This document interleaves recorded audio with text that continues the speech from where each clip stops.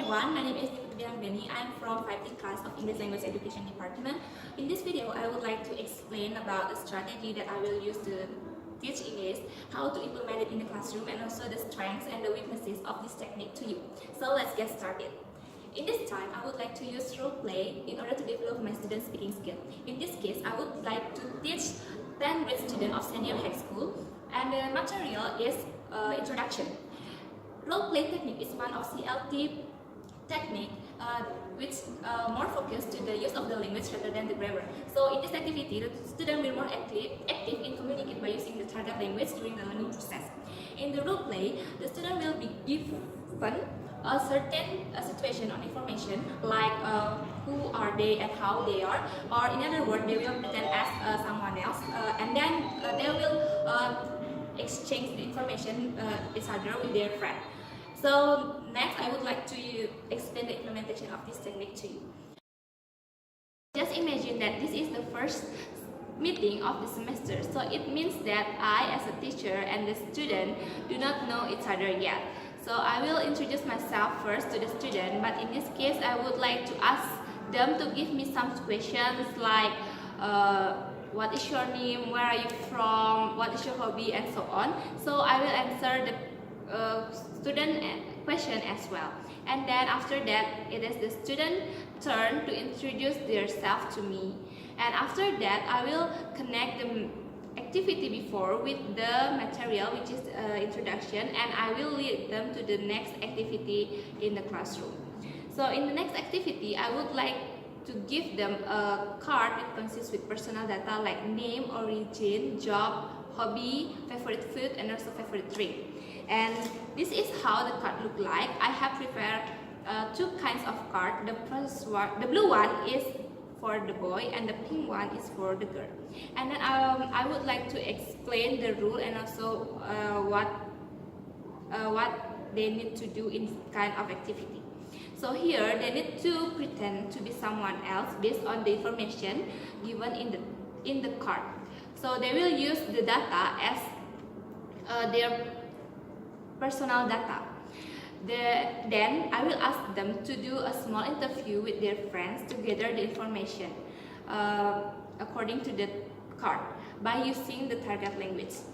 In addition, I also will give them the worksheet like this, which consists of the same personal data like name, origin, job, hobby, favorite food, and favorite things. So when they do a small interview with their friends, they need to not only use the target language, but also they need to write down the information of their friends in this worksheet.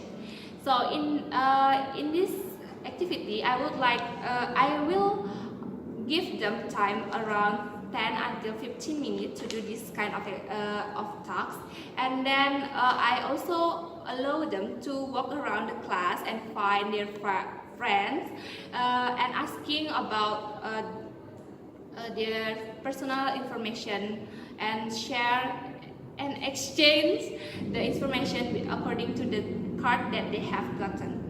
And then after they have finished to do the activity, I want the student to report the information that they have gotten from their friends in front of the class.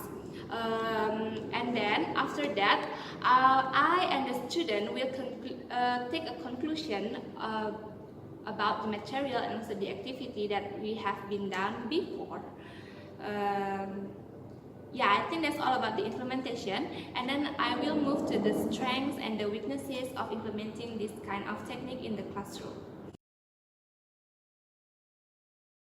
So the strengths of implementing this technique is, the first, it can increase the student motivation to participate in the learning process because they have the same chance to speak in the classroom.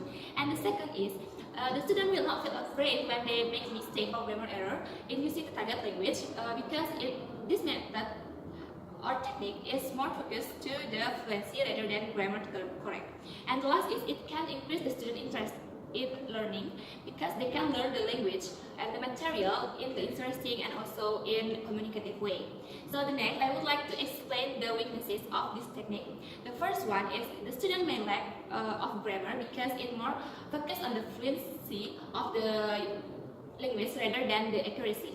And the second is, it may be difficult to be implemented in the large class because the teacher might difficult to monitor the student. And the last, some students might use their first language when doing this kind of activity because they may think that using target language is difficult to them. So here I also will provide you and give you some suggestions to minimize the weaknesses of these kinds of technique. The first one is you can give them the little explanation about the use of the language and how they speak and how they use the language in the correct way. And in addition, you also can correct the mistake or grammar error that made the student in indirect way. And the last, you can walk around the classroom and see your student progress in doing this kind of activity and make sure that they use the target language in doing this kinds of activity. So I think that's all about my explanation about the technique called role play, and I hope that it can help you to find a new way or technique to be implemented in your English class, especially in order to improve your student speaking skill. And I think that's all from me. Thank you very much for watching, and bye bye.